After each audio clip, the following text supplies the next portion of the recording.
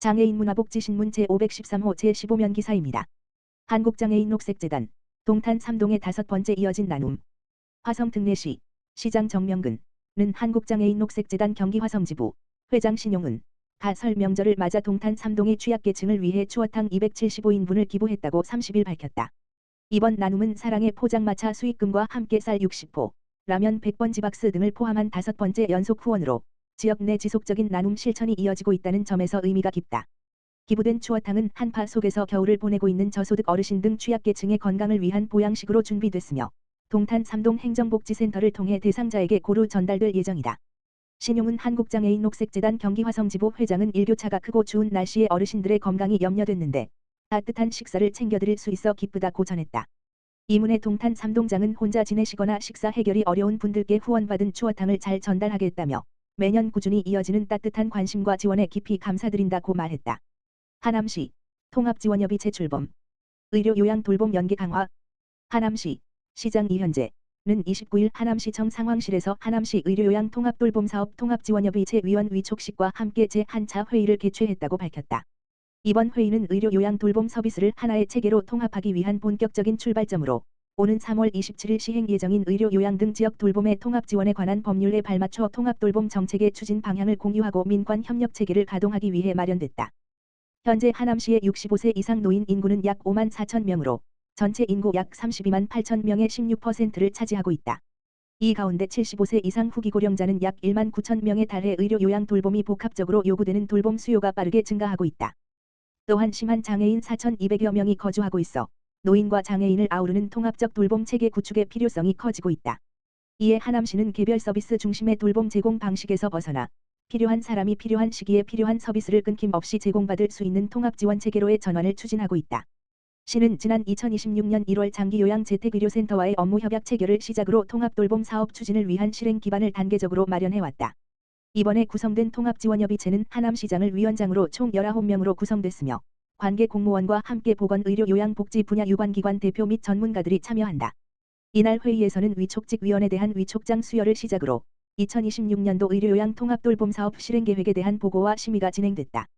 통합지원협의체는 앞으로 지역 통합돌봄 관련 계획과 시책을 심의 자문하고 통합지원과 관련된 기관 간 연계 협력 사항을 논의하는 핵심 협의기구로서 현장의 다양한 의견을 정책에 반영하고 실행 가능한 대안을 제시하는 역할을 수행하게 된다. 시 관계자는 통합지원협의체는 하남시 통합돌봄 정책의 중심축이 될 중요한 협의기구라며 각 분야 전문가들의 경험과 현장 중심의 의견을 바탕으로 시민이 체감할 수 있는 통합돌봄 체계를 구축해 나가겠다고 말했다. 이어 나이가 들거나 장애가 있더라도 시민 누구나 살던 곳에서 존엄한 삶을 이어갈 수 있는 하남시를 만들기 위해 최선을 다하겠다고 덧붙였다. 화성 특례시 시민생활권 중심 4개 보건소 체계 개편.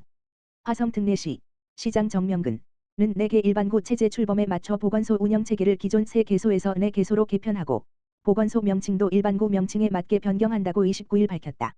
4개 보건소는 만세구 보건소, 효행구 보건소, 병점구 보건소, 동탄구 보건소로 만세구 병점구 동탄구 보건소는 기존 서부 동부 동탄 보건소를 개편하고 효행구 보건소는 새롭게 신설됐다.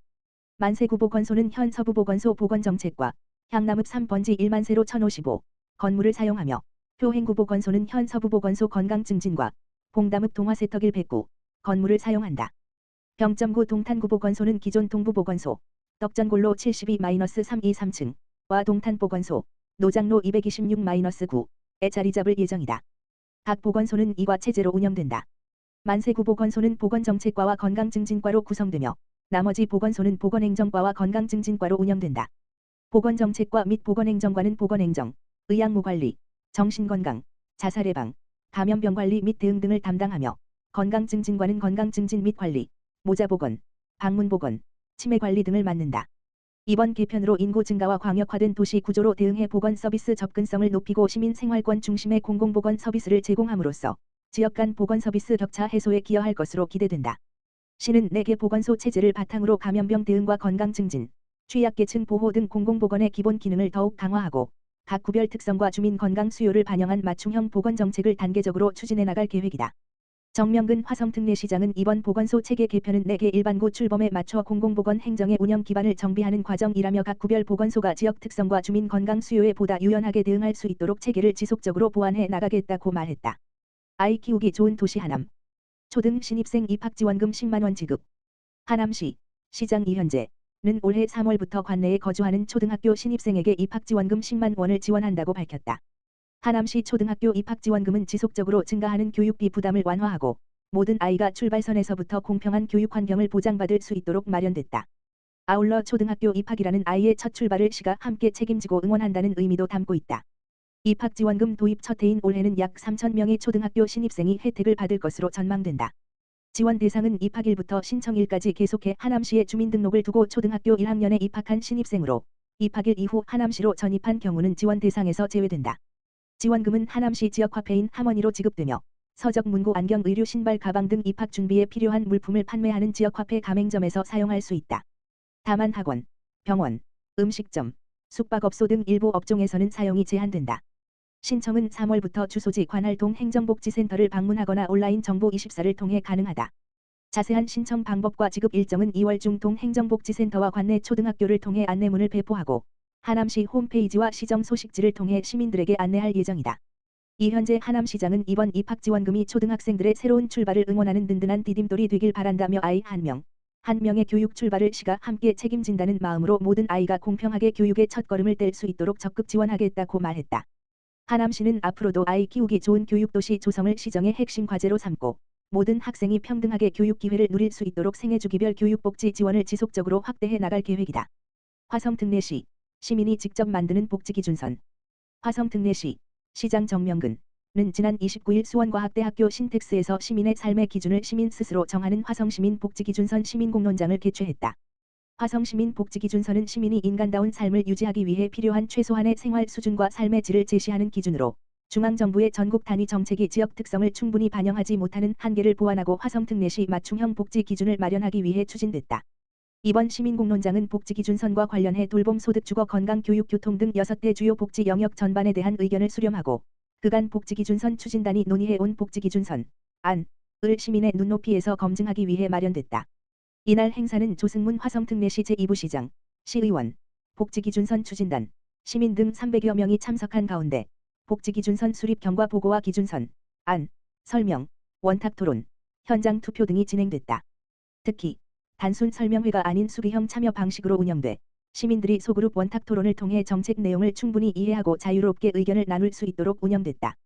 토론 이후에는 분야별 및 과제별 순위 도출을 위한 실시간 투표가 진행됐으며 투표 결과는 현장에서 공유돼 논의 내용이 정책에 반영될 수 있도록 했다. 시는 이번 공론장에서 제시된 시민 의견을 종합 분석해 복지기준선 최종안에 반영하고 향후 중장기 복지정책 및 신규 사업 발굴의 핵심 기준으로 활용할 계획이다.